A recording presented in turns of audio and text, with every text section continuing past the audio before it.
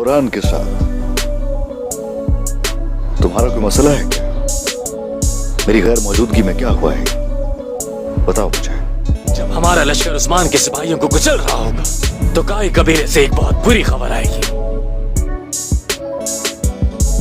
सोया, जाओ, उस अच्छी खबर के लिए तुम्हें जो करना पड़े करो।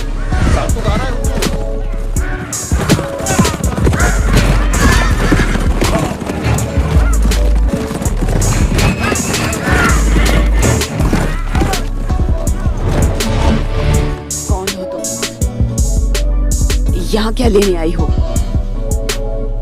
निकल जाओ यहाँ से। मुझे शोर शराबा पसंद नहीं। क्या तुम्हें यारगोजो ने भेजा है?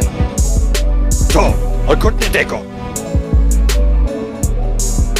क्या कहा था यारगोजो ने? उस्मान को घुटने टेकने का कहोगे तो वो उसे कबूल करेगा।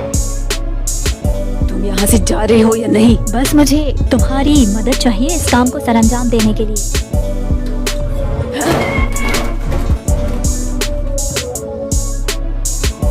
क्योंकि तुम मुझे घुटने टिकवाने आए, तो इसलिए कोशिश करो अपने घुटने बचाओ।